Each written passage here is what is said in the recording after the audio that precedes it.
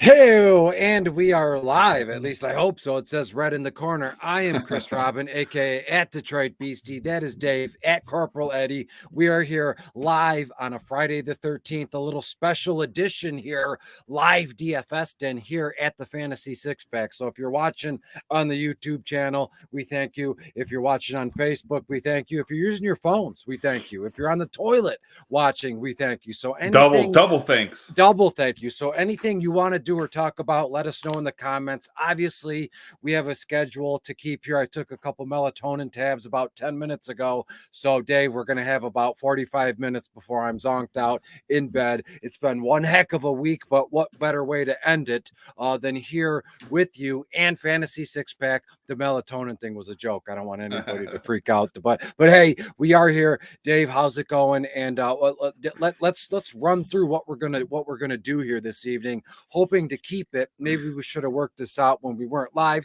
but around 45 minutes to an hour. It is a Friday night, 7 p.m. Friday the 13th. I know people have parties for this kind of thing. If we're part of that party, that'd be fantastic. But if not, lead us through this thing. We're just gonna do a pregame routine, right, Dave? Yeah, kind of status quo. Normally, this is a show that we record at this time, but we put on, the YouTube channel on Saturday morning. We kind of have been talking all season, all off season about, hey, we should do some of these live every now and again. And so here we are. We're doing a live one. Get to the information a little bit sooner. Yeah, I'm just ready to hop into it, Chris. It's week 6. I can't believe it's week 6. I feel like we say that every single week, but every single week it's true, man. It's like it was week 1 and then it's week 6, and before you know it, it's gonna be Thanksgiving. And Yeah, it man, was the summer. No, I remember it was the summertime, right? And it was like we're there. You and Joe were like, Chris, we need an answer. Are you where are you going? Because we need to start planning some stuff. And then I say, yeah, I'm going to join with you guys. And then we start making, like these graphics here. And then we recorded 1 or 2 kind of DFS dens before the season even started. And then boom, like at warp speed. As much as I can say that, I cannot believe how fast time is going by just in general. So what we're going to do is we're going to talk about some quarterbacks. And again, I know every Sunday morning live right at noon, we're going to do the same thing. So it's not like I'm going to hold anything back, but there are a few things I want to say, maybe tonight that I wouldn't necessarily say Sunday and vice versa, if that makes sense, right? Not nothing intended. I'm not intending to hold anything back, but some things just hit me different, on a live show on a Thursday after a long, nasty work week than they would, Sunday morning, just fresh and rosy out of bed here.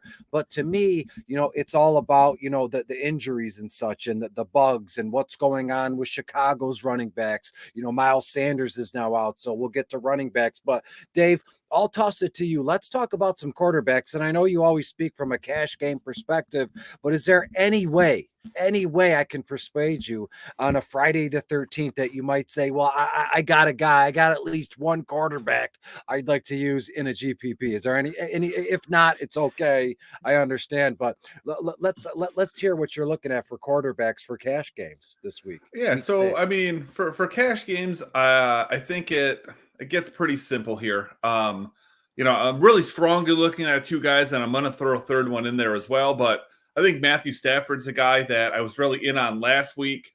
Helped that Cup came back, but I was in on him either way.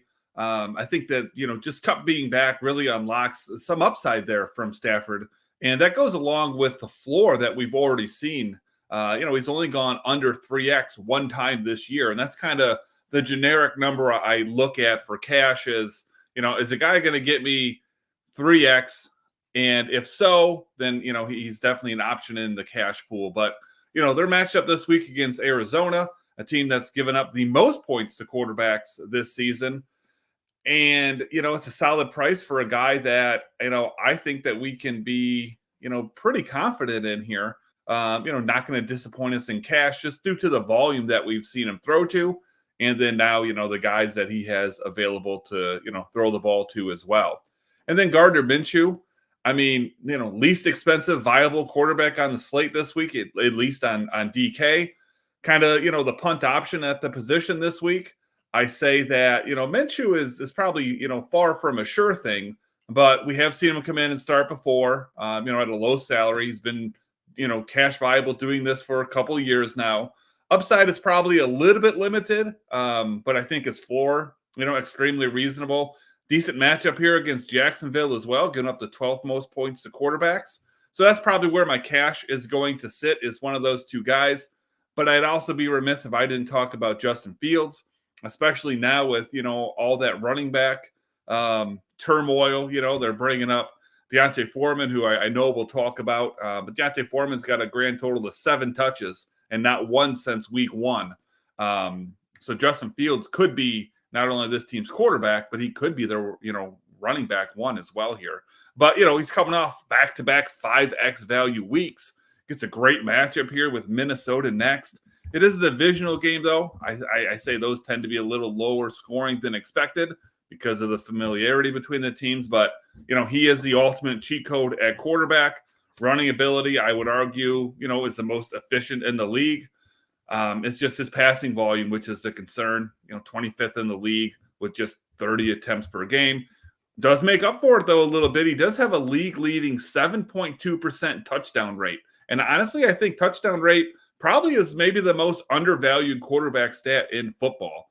Also, he's thrown the ball, he's thrown the 6th most deep balls in the league this year, doing so with the 3rd best completion percentage on those throws. So take it for what it's worth. And I'll let you go ahead and I can drop you an MME name if I don't think that you've hit one. Well, even if it's the same, I'm sure I got a little bit more to say, because it's been one heck of a week, in terms of writing these. I've been able to how can I say this? I've been able to publish these at around 7 o'clock, 8 o'clock at night. So I put like all day, every day into each article. So, just looking at a name brings me back to when I was writing that certain blurb at that date and time. So realistically, there's nothing, Dave, that you could say that I wouldn't have. I don't want to say wouldn't have heard before. That seems disrespectful, but I'm sure I could add on to whatever MME kind of guy you're looking at. Yeah, I mean, I would honestly say, a guy like a Trevor Lawrence really interests me this week. I think with Zay Jones being out, maybe people are a little bit shy to go that direction. And it's not like he's expensive. And so, yeah, if I had to throw you an MME name, guy that I don't think is going to be on your list because he's not like expensive, but he is priced up. He's highlighted in green at least. Yeah, but that would be the guy that I'd throw you. Oh, well, I love that. And I'll start with Trevor Lawrence, and he's highlighted in green, and green to me is secondary, right? Pink has always been like, that's where I want to go. Green is secondary. Yellow is like, I'm still working that out more so for, like when I can take a screenshot and send it on Twitter, and it makes it seem like Chris got 3 different colors. He must have some. Not really. I mean, it's just pink and green is realistically. But when you look at T-Law against the Colts 22nd overall against opposing quarterback, 7-6 on FanDuel, 6-5 on DK, only $26 on Yahoo. When we look at this Jacksonville matchup, Indianapolis goes into Jacksonville, and Jacksonville's played 2 weeks in a row over in London, and so they come back home finally, and they're probably they're back in their own beds. They're in peace. In this game right now, as I said, the over-under is at 44.5 points. I have like almost 60 total points to be scored in this game, so the over in this one, I would take by a lot. I would also take Jacksonville minus the 4.5. You could even tease that to like 6, 7.5.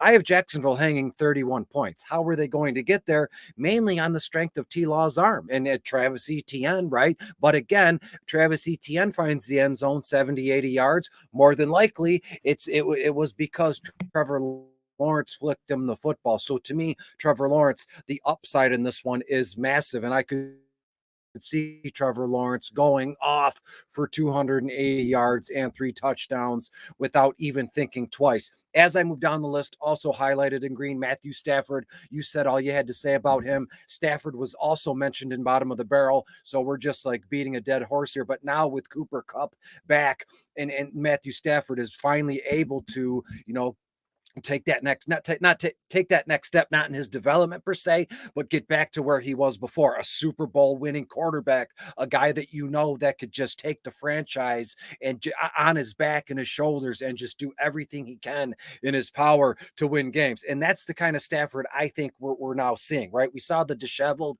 kind of bummed out Stafford for the first few weeks of the season.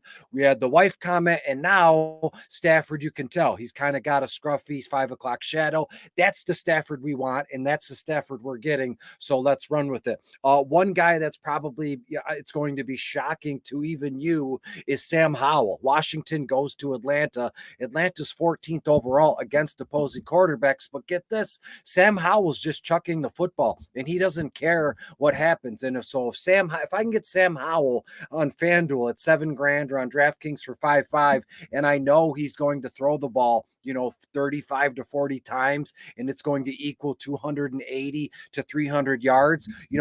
I'm cool with that. And when you look at that, one of the first things I wrote in bottom of the barrel at the top of the paper this week was Atlanta versus Washington. I love everything about that game. And then Carolina just stands alone to me, and we'll get down to that. But to me, Sam Howell, and again, I'm not saying Sam Howell has all these weapons or he is this all elite talent, but with what we can get out of him for his price tag, the value to me is just too cool to pass up. And in that same game, on the opposite sideline, Desmond Ridder, Washington dead last against opposing quarterbacks. In Ridder, 6.8 on FanDuel, $5,000 on DK, finally coming into his own. We saw the Mac Jones, I think that was a week or two ago. I did mention it in the wide receiver portion of bottom of the barrel this week, but Desmond Ridder was awesome last week, right?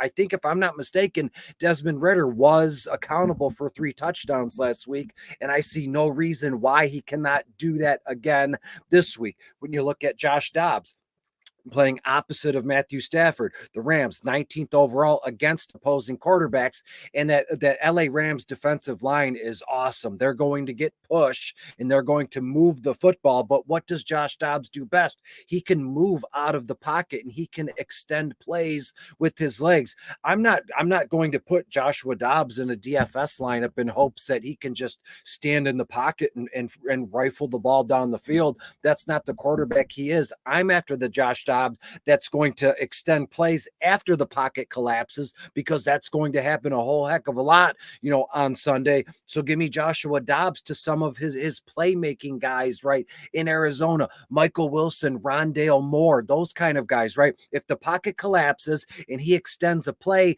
then that means there's something going on in the defensive backfield. And if he's well enough, veteran enough to see it, he can make the Rams pay on the back end of things. Rondale Moore, 75-yard touchdown, something crazy like that. And last but not least, before I lose my breath here, Bryce Young, Carolina is playing Miami. Now this one, it's not going to be as shocking as it sounds, right? Miami, I sent out a tweet maybe a few hours ago, and I honestly, when I say this, I have Miami to score around 54 points. No, I'm not kidding. I'm not joking. There's nothing to be there. There's no Friday the 13th prank to be had there. I think Miami hangs 54 to 56 points in this one. So again, same game script as last week in Detroit. Detroit put up 42 points and Carolina played behind, and Stroud played well, right? They hung 24 points. He threw 3 touchdowns, or was accountable for 3 touchdowns. So if Miami is going to hang 50 plus points, what's Carolina's reaction going to be? Playing from behind, moving the football. And this may sound weird, but in my mind, the opposing team has 50 points on the scoreboard. And then to me, does that loosen up the offense in a way? They're like, hey, the other team scored 50 points. I mean, we're not expected to do much. So in a way, that might loosen up a rookie quarterback enough. And again, he saw the same thing last week in Detroit. I know that's kind of a weird theory or a weird assumption, but we saw Bryce do it last week. And again, Miami's going to obliterate Carolina, but that's okay. Let the cash game people go with Miami, and let us MME guys go with Carolina, because there is value to be had there when nobody's looking. Everybody's going to be 50 points. I want all in on that. You guys have that. I'll take the opposite end of that. So that's what I got for quarterbacks. And at what point is Mac Jones going to be out of there? So just by happenstance, happenstance, I did mention Bailey Zappi in bottom of the barrel this week. The change, it's got to be made. Bill Belichick isn't stupid. He's not a dummy. No, they're not going to fire the best ever NFL quarterback mid-season, but Bailey Zappi needs to be that quarterback. They need some sort of spark after what happened last week. And Mac Jones is officially, to me, nothing left. Yeah. I hear you. You want to hop into running backs? Yeah, absolutely. And as we go down the list and we look at running backs here, the most expensive player at the position is Jonathan Taylor. Or excuse me, that's not. That took me it caught me off guard because Jonathan Taylor is mentioned in bottom of the barrel, and it's like one of those guest appearances. Every once in a while, you'll get a stud that's his price tag has fallen low enough, and I'm able to snatch him and put him in the article. And right now, Jonathan Taylor on FanDuel only 6'5". We're used to Jonathan Taylor being what, 9'8", 9'5", just completely out of MME possibility because of the price tag. And again, we know he's just working his way back, and his legs are fine. There's nothing wrong there. Jacksonville is 6th overall against opposing running backs, but that doesn't matter. And I already told you Jacksonville's going to score 31, and I have the Colts to hang 24 points as well. So you're looking at 3 touchdowns there. And Jonathan Taylor more than likely is going to be, a part of one of those. But as we go down the list, you can check all this stuff out at your own time. When you go to Fantasy Six Pack and check out the waiver wire articles, check out bottom of the barrel, all this stuff that the script basically that I'm reading from is in published form on the website as we speak. I just kind of go through it as I see it in my mind here. Ramondre Stevenson, right? Everybody's kind of said this guy, not getting a lot done, 2.8 yards a carry. I mean, it's bad news in New England altogether, but what better way to kind of get off the schneid than to go to the desert, right? Get some warm air. You got blown out at home. It was rainy. It was cold. You can go to Las Vegas. Vegas is very accommodating to running backs. Yeah. And to me, Ramondre Stevenson is still one of those stud guys that will lay you flat if you approach him the wrong way on the field. Only 6'2" on FanDuel, 5'4" on DK. I have Stevenson, 14, 15 carries. You're looking at around 65 to 70 yards. And if he finds the end zone, that's even better. I have this final score. Vegas does win this one, 27 to 28, something like that. But to me, New England can finally get some points on the board, feel a little bit better about themselves, and we're rolling. Next one up has got to be Donta Foreman. Chicago, to me, I told a friend this, that I need to dig through some old tweets or some articles and stuff, because I said that Donta Foreman should have been the running back 1 in Chicago to start the season in general. I didn't think Herbert was a nice little secondary piece last year when David Montgomery was their RB1, and Khalil Herbert was a nice little addition. He was in bottom of the barrel a whole heck of a lot last year, but he's just not that RB1 material. And I'm not saying he got hurt because it was just too much work for him. That I'm not saying that, but when you look at Donta Foreman, he is a big dude. He's like 6'1", 235. He is your, if you could make a goal line back in a laboratory, it would be Donta Foreman. And so to me, we've seen the same story time and time again with him. Look what happened last year in Carolina. Everybody was hurt and fell out of favor. They let Donta Foreman carry the ball for like 3-4 weeks in a row, and he put up 100 yards a game, 1-2 touchdowns a game. This guy was absolutely awesome. So why would we not expect the same? Again, we know we have, Justin Fields to compete with, but if they're really serious about trying to really take it to Minnesota, Donta Foreman is going to see double-digit carries, and at $6,000 on FanDuel and at 4.4 on DK, there's no way around Donta Foreman for me in MME circles. One more guy. It's got to be Chuba Hubbard. Miles Sanders, we just heard that he is not going to be playing this week, and I don't know what we do with Miles Sanders. He was once I used to love Miles Sanders. I still do, but what the heck is going on, dude? But when you look at Hubbard again in Carolina, is playing Miami, but another Carolina piece of this puzzle here.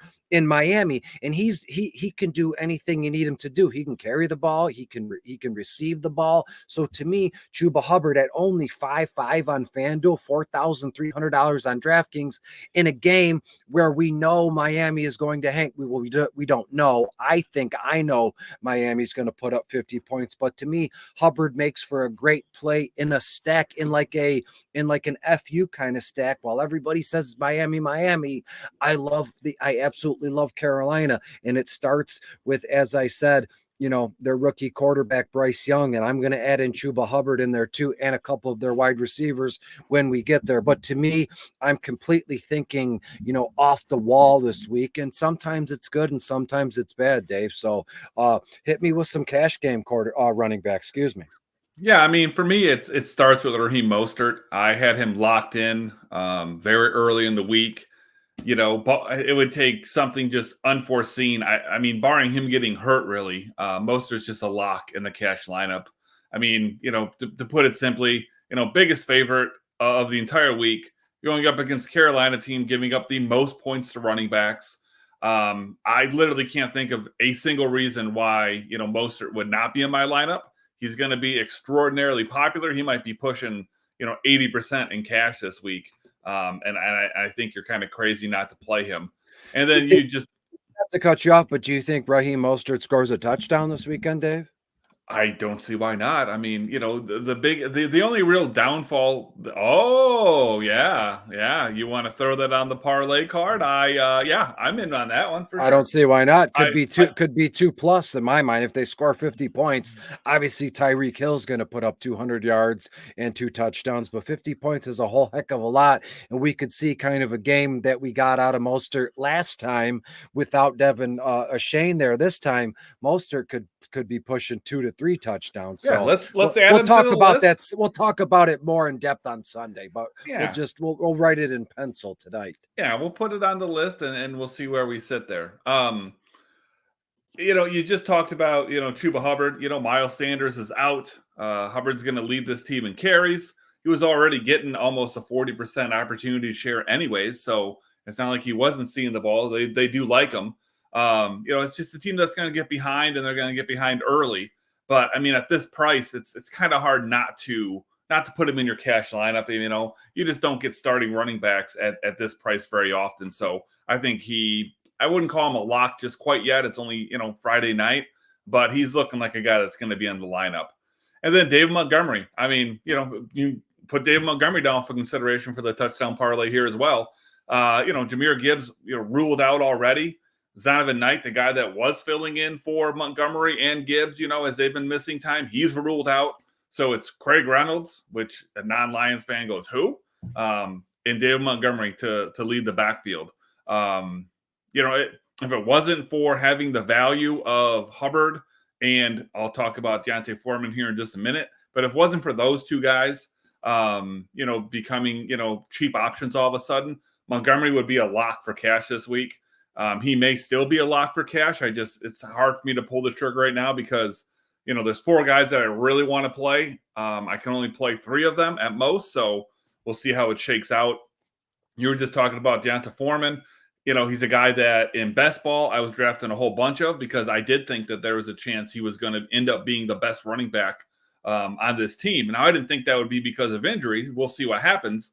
But, I would have the same thoughts that you did. NFL DFS, it can get to be a weird place, right, Chris? I mean, like I said earlier, Foreman went from having 7 touches in week 1 to being inactive every week since then.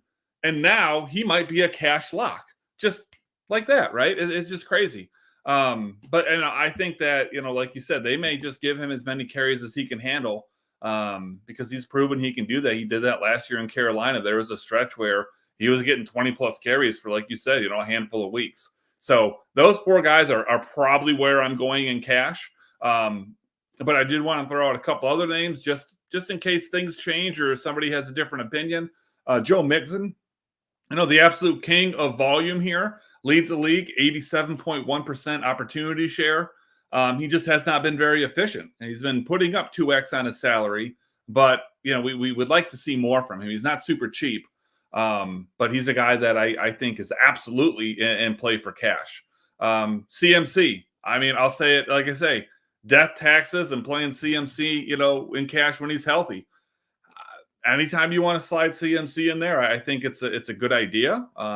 He does have a tough matchup here though, so I think that he may be a better MME play in the long short things. But he leads the league in carries. He's also third in targets amongst running backs. And he's fourth in receptions. So he's getting high volume in the passing game and high volume on the ground. I mean, God, man, like. Again, in a normal week, CMC would probably be locked in, but we get all this value that pops up, and it makes things all sorts of weird. It's all whacked out, yeah. Yeah, right. Kyren Williams, 6th in the league, 74.3% opportunity share. But he's starting to show some real inconsistency, which is very scary, when it comes to cash. He's not being given away any longer, so, clicking that button does kind of make it hard to do with, how inconsistent he has been. But if you want to look at it, you can say, hey, man, he's gone at least 4x in 3 of the last 5 weeks, but he's gone under 1.5x in 2 of the last 3. So the sum of the whole is great, but recently it's been a little bit iffy here. And he's getting tons of targets.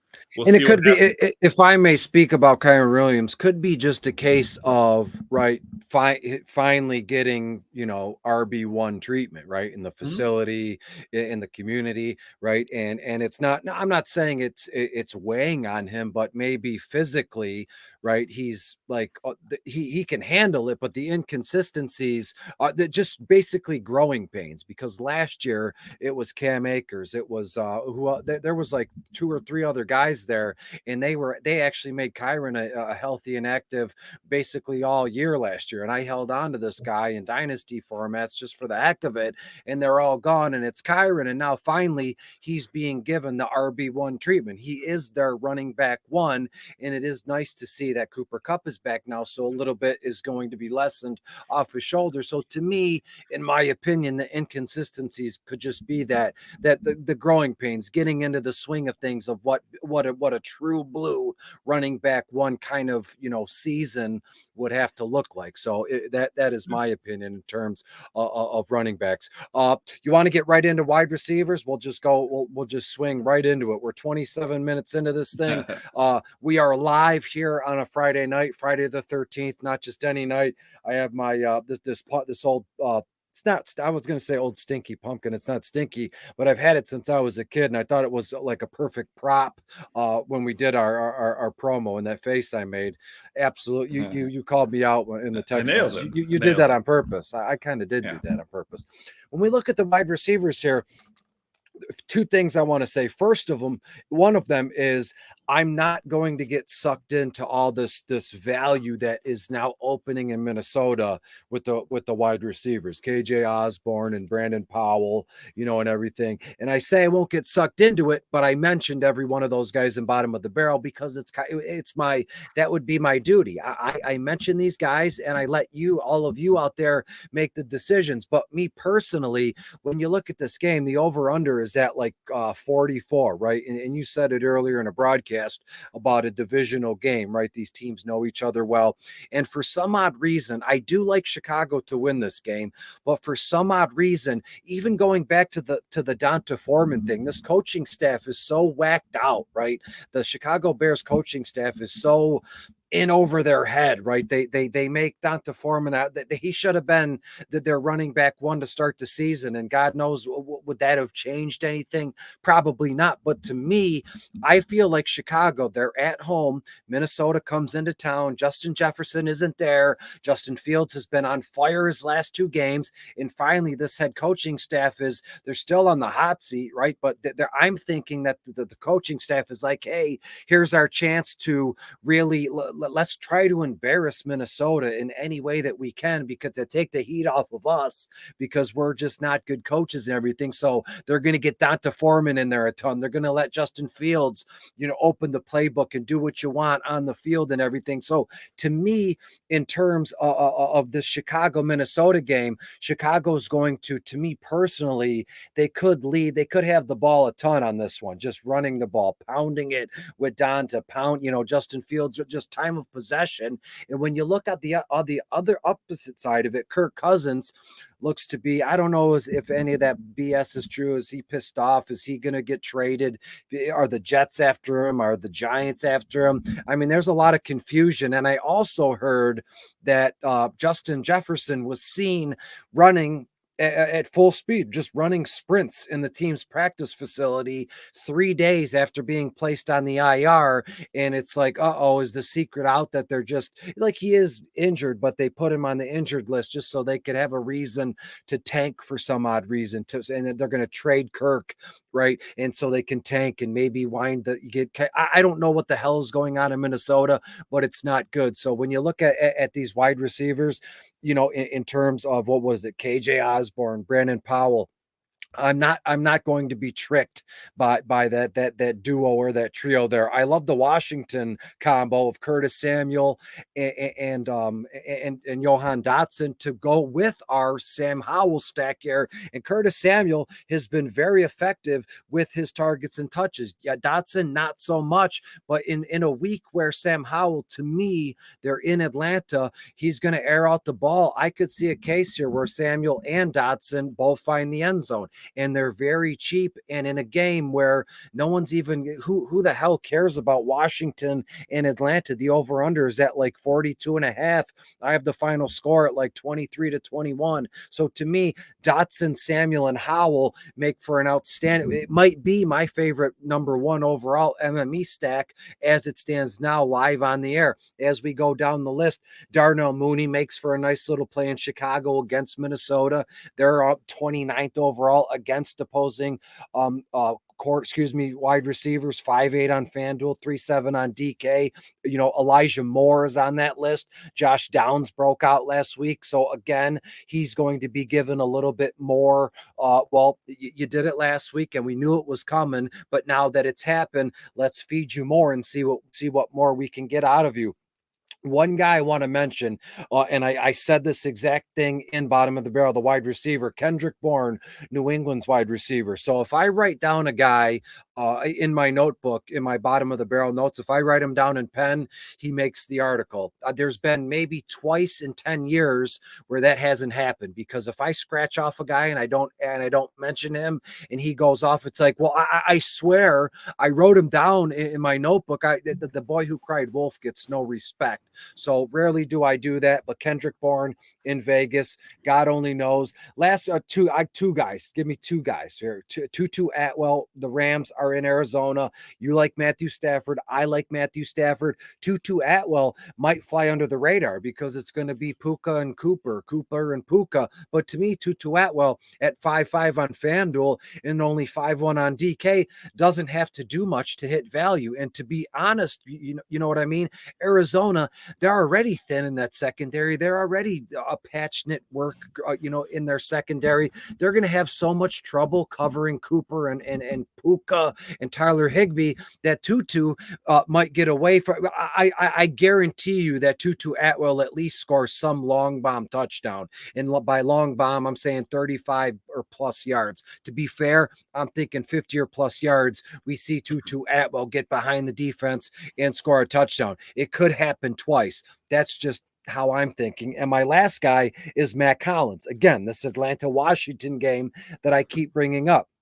Matt Collins, when we looked at his target share, right, it was like, from week 2 until now, it was like 71, 78, 79. And then the week after that game, that sideline where Ritter wanted the handshake and he stood up and got in his face, 29% the offensive snap share that week. It's like Atlanta tried to send a message to the guy in a way. I don't know if that's true, but how else would you explain going from 75% snap share to 29% after, that made all the headlines, across the board here. So to me, I think Mac Hollins is in a really good bounce back spot. And I think the team, that just goes to show me the team cares for Mac Hollins. They kind of sat him down and said, you're only going to play 29 snaps because you made our quarterback look like a fool. But this coming week, everything's going to be back to normal. Here we go.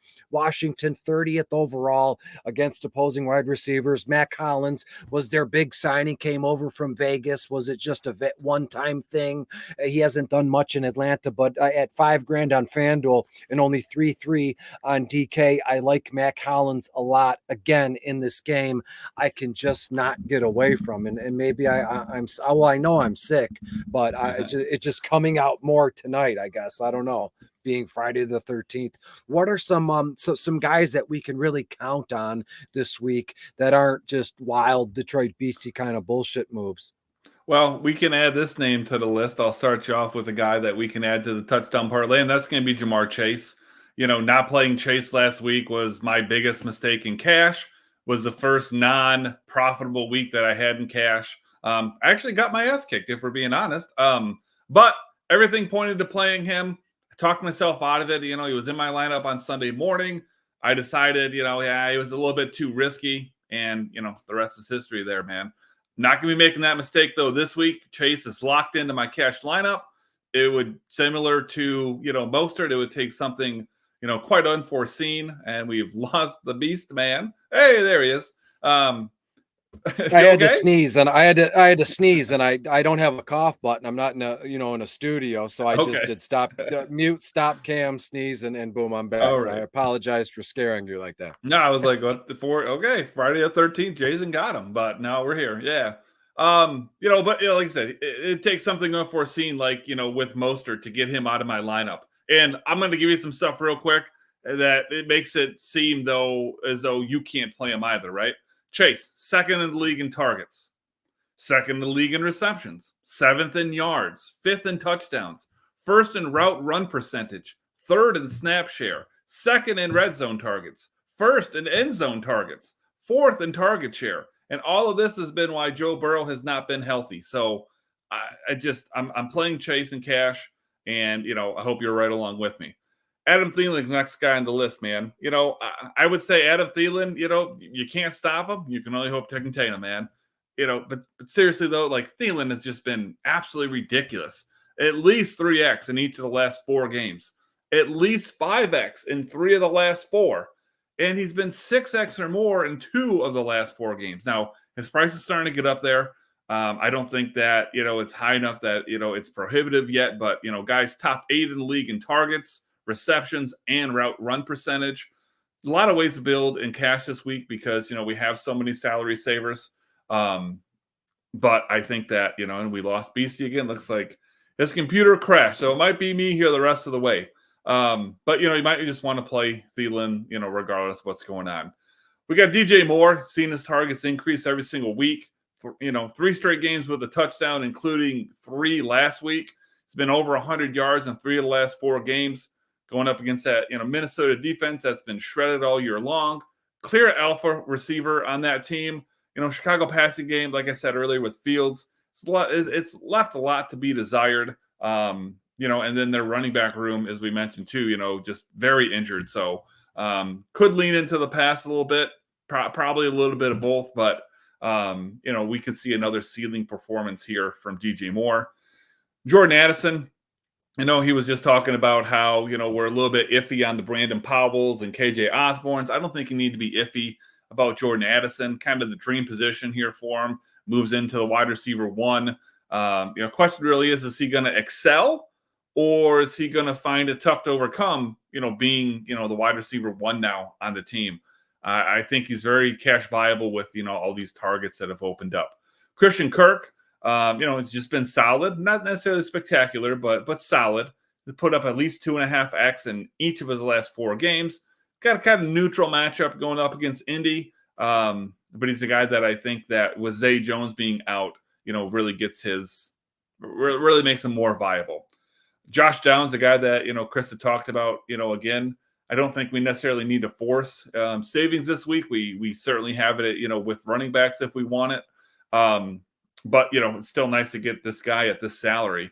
And what makes him so interesting for me is, he had a 25% target share when Minshew has been quarterback of the Colts here. And with Richardson's injuries, we've seen him, out there quite a bit. So I think he's clearly the wide receiver 2 on this team.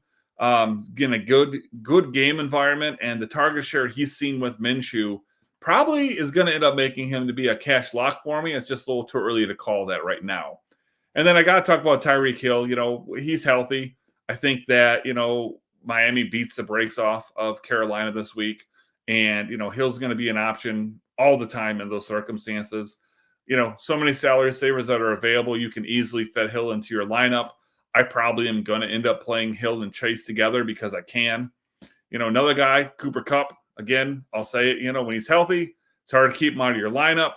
Again, so many salary savers available this week. You absolutely can go stars and scrubs, and you can roll him out there. A couple other guys I'll mention here real quick. Nico Collins, I think he's, going to be a guy that you might be able to play cash-wise. Probably won't need to go there, but he's an option. Marquise Brown, kind of same thing. He's a little bit banged up. That concerns me, but he does have 4 games in a row of hitting that 3x value, and his price continues to put him into a spot where you can slide him in without it being too big of a deal. And then if you decided you didn't want to play Chase, then Trent Irwin is a guy that, I think will become viable.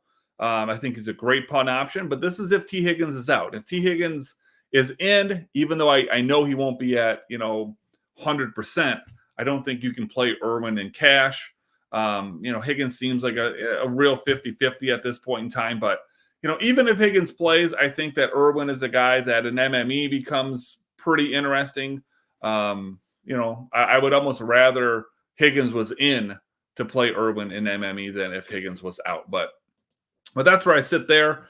Let's go ahead and move on into the tight ends. Hopefully Chris will be back before I get through here, because I don't have a lot of tight ends to talk about. I'm looking at Evan Ingram. I think that, he's a guy that is going to be in a real good position here. I really like his I just really like the matchup, the position that he's in. And he's been extraordinarily consistent, exactly 8 targets in each of the last 4 games. I mean, 8's already a good number, but to have it that many games in a row at his price especially is just fantastic.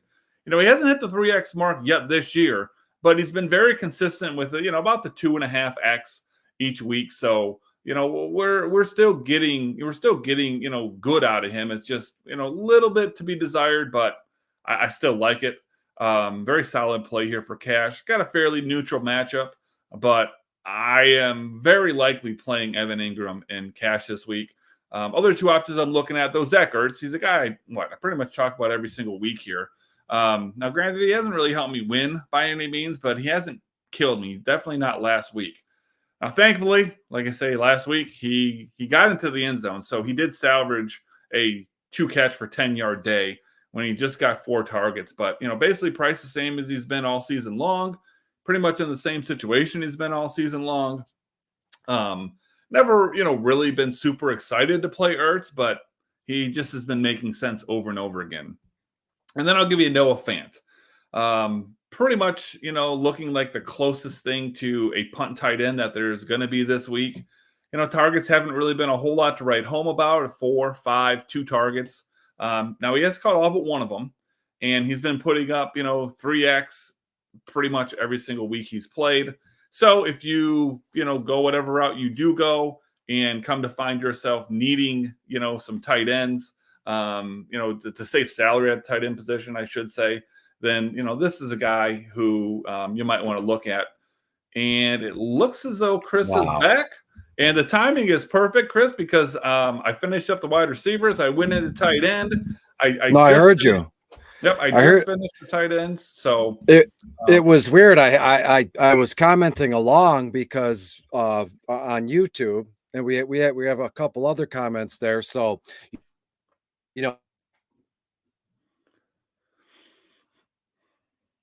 Uh-oh. We might have another beastie issue here. So I'll go ahead and get to this question. Gorilla Kid 47 asks, "Do you like Detroit defense this week? On waivers are Atlanta, Las Vegas, Miami, Seattle, the Bucks. Keep Detroit this week." Well, I mean, you've kind of named a couple of the players, defenses that are in my cash pool. One of which is Detroit. I think that they're a really good play. I think that the Bucks are an interesting play for DFS as well. If you want to spend the salary, I think Miami may be the best play. But no, I mean, I think when it comes to this kind of question, if you're talking from a redraft perspective as well, because that may be where you're coming at with this, I would look at what are the future weeks, because I would argue that Detroit and Miami here are fairly equal plays. Even the Bucks aren't too bad, but look at the future schedule. Well, who plays who next week? What does that look like? And that's how I'd probably make the decision, because I feel like they're probably pretty equal for this week. And then another question here. This is definitely a redraft question, but Garrett Wilson, Tyler Lockett, Flowers, Mixon, Palmer, pick a wide receiver and a flex. I think you're probably going to have to throw Mixon in there. I think that he's the guy that probably has the strongest floor and a decent upside. As far as adding another one in for the flex, well, I guess I have to pick a receiver anyways. But I'd say Garrett Wilson there. You could probably go Lockett. I'm not so sure about Flowers, because I think Baltimore has everyone back and healthy, and Palmer scares me a little bit. But yeah, talking here about streaming defenses. Now, that's why I say, though, I still think that Detroit and Miami would be very equal there. So I would just look ahead to next week and see, would you want one of those two defenses for next week? And if so, I think that's your tiebreaker. But without Chris here, we're going to go ahead and pop on into defenses. For cash, I don't have a whole lot here for you. It's really coming down to being pretty simple. And, kind of been talking about the Detroit defense here a little bit. Cleveland is so cheap, but the matchup is so tough. And I think that you can get basically very similar value here with Detroit. So I really prefer Detroit. But on DraftKings, New England is $100 less. And while $100 doesn't sound like a whole lot, you're very welcome, my friend, anytime. While the $100 doesn't sound like a lot, I'm actually finding myself in a situation where that $100 is making a difference. So I think New England is very viable here as well. I mean, they really can't be as bad as we've seen so far, right? Like, Belichick has always been a defensive genius. I think they get back to the roots this week. They go up against some guys that they know. Looks like we got Chris back. Let me pull him on in. Hey, welcome back again, Chris. Just something ain't right. Something's ain't not right. It's Friday the 13th for Friday sure. the 13th, I've never had an issue like this with how many broadcasts have we done together? How many single game slate videos? I've never had a connection like this. And I was in the middle of telling a story about being home alone, and I'm in the basement, right? And I'm home alone, and I hear this big thud, and then things flicker, and then it just goes. And the lights went off. My computer just completely crashed, went black. And then I finally get back, and I go to tell that story, and then it just crashes again. So I have no idea what's going on. And it's since I sneezed, I held that pumpkin, and then I sneezed. Ever since then, things have been whacked out. So I don't know. I'm not planning on leaving the house tonight then again, because I don't know what the heck is going. It's unprofessional, and it's only lucky by the grace of whoever that it is Friday the 13th, and I can kind of pass that nonsense off it being Friday the 13th. And realistically, I don't know, some weird connection or something's not right over here. Well, let me finish up here. I was in the middle of my thought here on the New England defense. We can get your defense, and we're pushing the hour mark here anyway. So if you want, we can go ahead and get to the tight ends on Sunday, since you do have that bottom of the barrel article put up there as well. But I was talking about New England. They're going up against some guys that they know really well. They got Josh McDaniels, obviously the coach over there. I feel like Belichick is going to know every single thing pretty much that he might want to throw out there. And then, of course, they're very familiar with Jimmy G as well. So, it's not often that, you see this New England defense struggling as much as they are, but if that $100 makes a difference to you on DraftKings, at least, I would be very happy with going with New England, but I do prefer Detroit. So what are you thinking here? What do you got listed for defense, Chris? Yeah, anything I touch on my computer, it freezes. So this is all going to be from the notes that I have and the top of my head here. And thankfully, I am a well-prepared man. Just looking at some final scores that I have here, again, in MME, it's a different beast than when it comes to a cash game. We already know that. We've done our indoctrinations about, defense is the last kind of thing that we pick. For some odd reason, I like the Chicago Bears defense this week, again at home against Minnesota. As I said, I think Chicago has this weird thing going now where they're running a little hot, and that's honest, right? Justin Fields sure is. And I feel like Chicago, their coaching staff, as I was saying before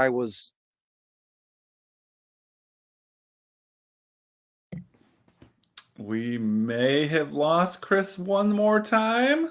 We'll give him a minute here just to check. No, looks like we lost him. So, all right, no big deal though. This is the way we normally go about things: is we record on Friday night, it comes up on Saturday morning, and then we go about our business, and then we're back at it Sunday at noon. So you will still see us Sunday at noon, and we're going to be following everybody else. We look forward to seeing you then, and good luck building those lineups.